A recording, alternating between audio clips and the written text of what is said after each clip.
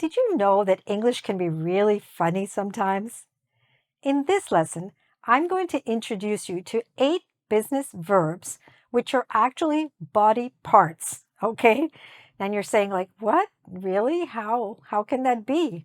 Well, I'm going to show you on the board exactly how you can use these verbs. They're used all the time.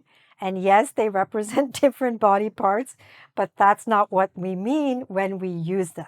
So let's understand what they are and how we can use them in business and also in everyday life. All right, are you ready? Let's get started. So the first one is to head something, right? Your head, body part. To head something means what? What does it mean? What does it mean to head the team or to head the company? I'm sure you might have heard that expression. So it means to lead it, to be the leader, to be the person in charge. So if you head the team, you are the leader of the team or of the company. You can also head a department. You could head a committee. Okay? There are many other examples. I've just given you some here, but you can certainly use these verbs in many different ways. Let's go to the next one. To face, right? Your face, right? But as a verb, to face something means to deal with it, to accept the situation, to take into account something. So to face something, for example, we can say to face the truth.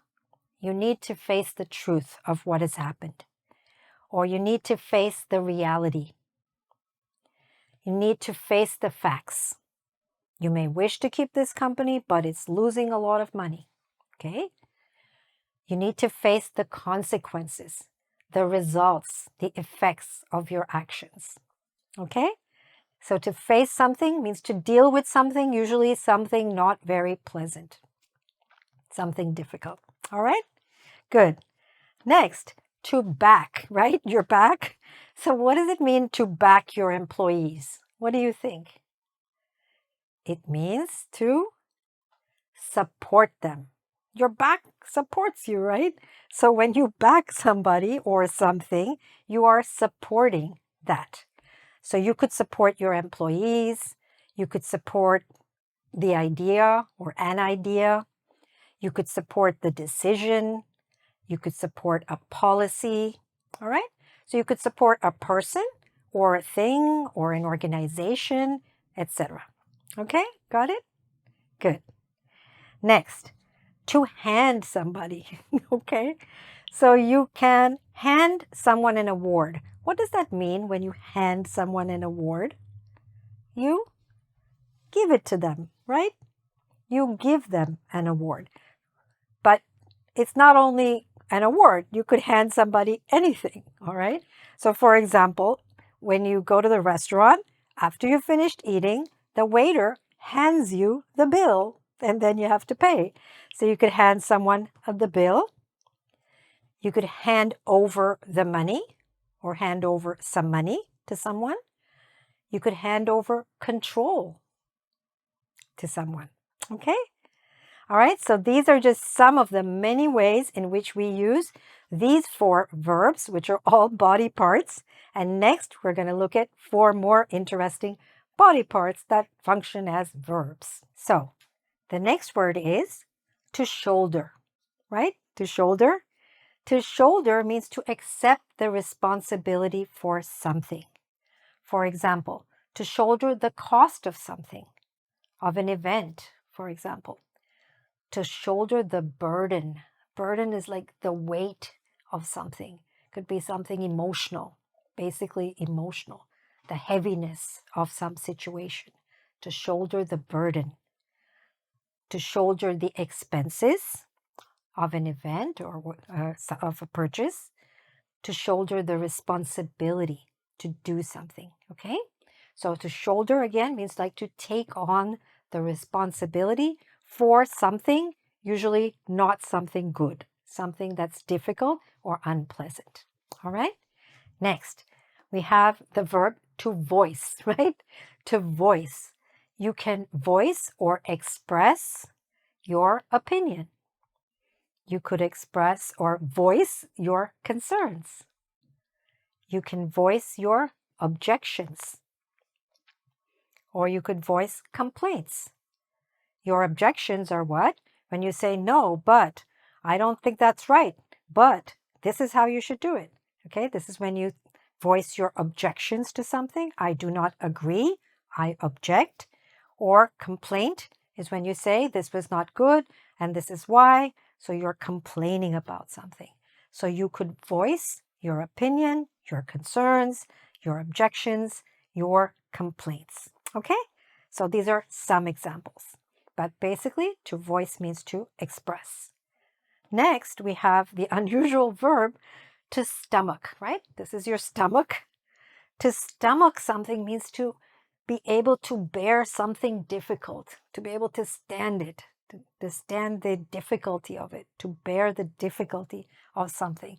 So I don't know how he could stomach that situation. Obviously, these are all going to be negative things that we're talking about. I cannot stomach the thought of that happening to someone.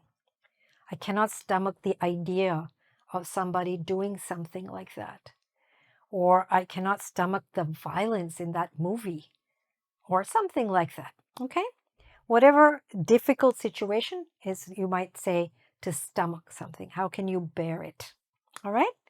And the last one is very interesting. Foot, your foot. But it has a completely different meaning. Let me give you some examples and tell me if you understand what it might mean. To foot the bill or to foot the cost of something. So if you're footing the cost of something, what do you think you're doing? You're basically paying for it, okay? So to foot the bill means to pay the bill. So let's say you go to dinner with some good friends and you say, you know what, we're gonna foot the bill. That means we are going to pay the bill. We are going to pay for this meal. Or it could be for a dinner, it could be for a wedding, it could be for a ceremony, an event, anything. Okay? Who's footing the bill means who is paying the bill or paying the costs. All right? So you've got those. Let's find out by doing a short quiz. So now let's see how you can match these words with the ideas that they represent. Okay? Let's get started. Number 1. If you want to express the idea that he leads the division, which one of those 4 words could you use? He leads the division. We could say he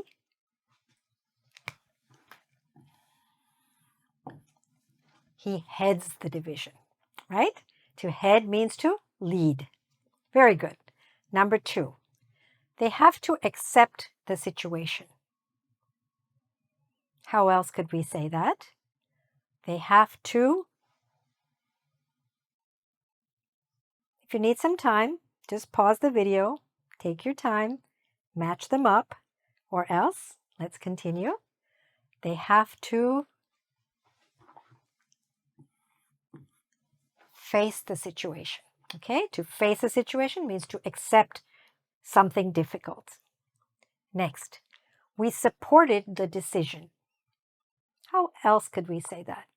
We, what? There are only 2 options left there. We backed, right?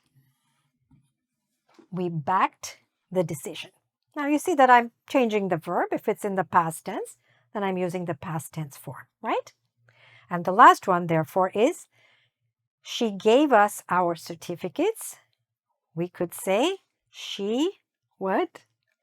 She handed us, right? She handed us our certificates. Okay? How did you do on those? Good? All right, let's continue. Number 5. We expressed our doubts. Which one of those 4 words in red expresses that idea? It's